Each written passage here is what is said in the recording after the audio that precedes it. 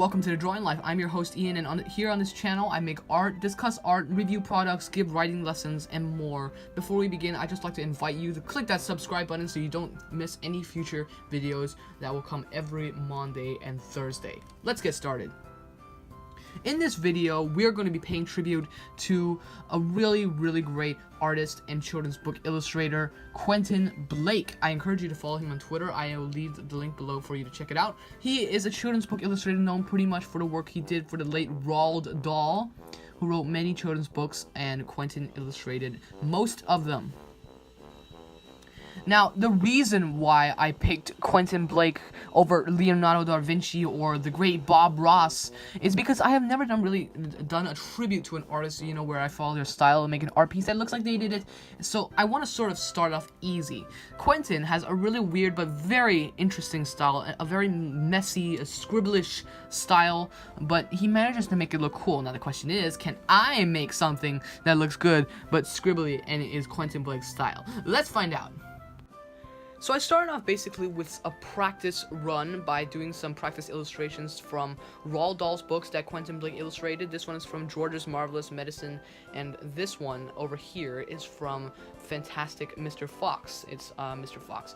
And I just did some practice runs with a brush pen and Copic markers, just to get the hang of the style that he works on. It's a really interesting style because you can draw really fast, and I like the idea of drawing really fast, so it's very interesting.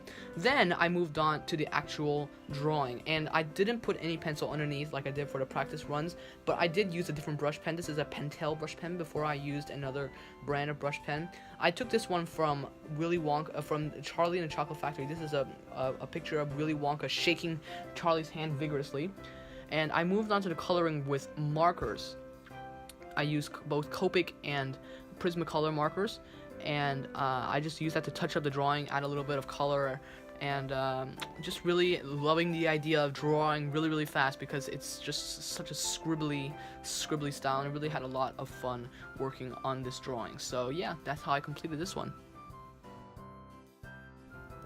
Okay, so there is my Quentin Blake tribute. I really had fun working on this. Go support him on Twitter. I believe that's the only social media platform he is on. He also has a website that is quentinblake.com, and he has all sorts of awesome stuff there. But this was a really fun art piece to work on. I used Copic markers instead of watercolor because it's just easier, but I think it just came out with a little bit more of a harder a result than it came up with a watercolor. Like with a watercolor, it would come up with like a much softer, and like, it would fade a lot easier. But with Copic markers, it's just easier for me to do. So that's my Quentin Blake tribute. I want to thank all of you for watching. Please leave a comment below if you think, and tell me what you think of this drawing. And I've received a lot of awesome comments from all of you, so lately in the past couple videos. Thank you so much for all the support you've been giving me. Please hit that subscribe button, leave a like if you liked this